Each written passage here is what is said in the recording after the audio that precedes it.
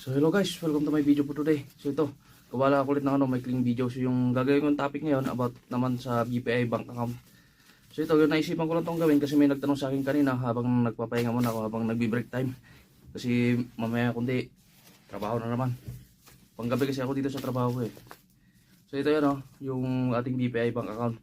So naisipan ko siya ulit gawan ng video kasi kagaya na sinabi ko, may nagtanong sa akin kung ano yung mga requirements na dapat nating dalhin sa BPI dito sa Saudi Arabia, kung saan tayo kukuha ng BPI bank account. Kasi ako kumuha ko doon sa may sa may Bata, alam mo doon sa may Gitto, sa may Villaggio Mall. Gitto, Villaggio Mall, di ba? Pag diretso mo ng ganon sa pinakadulo nun, pagpasok mo sa Gitto, diretso mo ganon, merong Indias dito. So pagpasok mo doon, diretso ka doon, alam mo yun sa may bagong Makagdan yata yun, mayroon dito sa kanan. Doon yung pwesto na Sir Brian. Doon ako kumuha ng BPI bank account. Meron din naman dito, gate 2 pa rin. Pero dito sa kaliwa, pagpasok mo sa pintuan, di ba, sa may gate 2 ng Villaggio Mall. Dito kakaliwa ka. Yun lang, pagtingin mo doon, marami doon. Meron yata doon, kung di ako magkamali, BPI, tsaka Banco de Oro. Hindi lang BPI ang nandun yung nag-ano doon eh. So ituloy ko yung topic ko. Ito, mabilisan lang ito.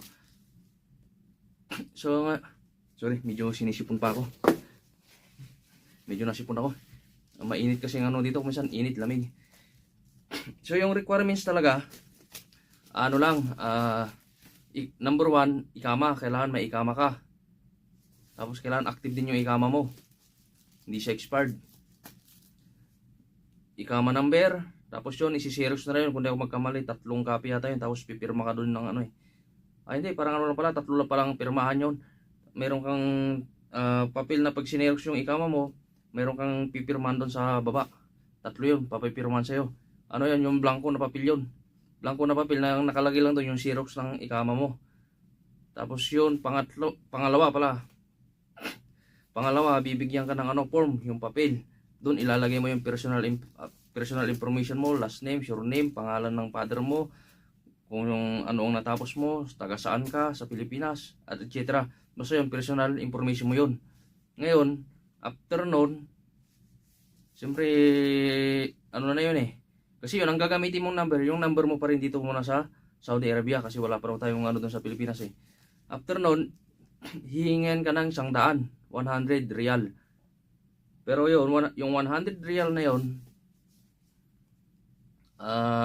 ihuhulog din yung sa account mo. Pero yun, kasi di ba napilapan mo na yun, may nasirox na ikama mo. Tapos hiningan ka ng 100. Na yun, makukuha mo yung ATM mo after 1 month. Kasi sa akin nakuha ko sakto 1 buwan eh. Kasi 1 buwan yung sabi sa akin. Lumagpas ako siguro more than 1 month bago pupunta ulit kay Sir Brian. Yun, nakuha ko na yung BPI bank account ko. So ang ginawa sa akin dun sa BPI bank account ko, kumuha ko na yung 100 na binigay ko sa kanya. Kasi ihulog din dito. Kumbaga, ang mahuhulog lang dun sa account mo kasi may machine dun eh. Isasalpak yung ATM machine mo dun. Yung BPI ATM card. ATM machine, sorry naman. BPI ATM card. Yun yung kasama ko na medyo isasalpak mo dun. Tapos yun, i-activate niya yun at ihulog niya yung pera mo dun. Yung 100. Pero magkakaroon siya ng charge na, kung di ako magkamali, nasa more or less 20. Sige, pagpalagay natin 20 real yung charge. Parang yun na lang yung pinakagastos mo dun eh. Tsaka yung pamasahe mo, tsaka yung pagod mo pumunta ron. Yung 80 real, yung more than 80 real, more or less, kung sabihin natin 80 real, papasok yun sa account mo. Yun yung pinakalaman ng ATM card mo. Kailangan kasing hulugan yun para maging active talaga na So, yun lang guys. Isinare ko lang sa inyo kasi may nagtanong sa akin kung anong proseso at kung ano ang dapat gawin. Yun lang yung diskarte ko kung paano ako nakakuha at kung ano ang ginawa ko para makakuha ng BPI bank account. So hanggang dyan lang yung video for today guys. Maraming salamat guys.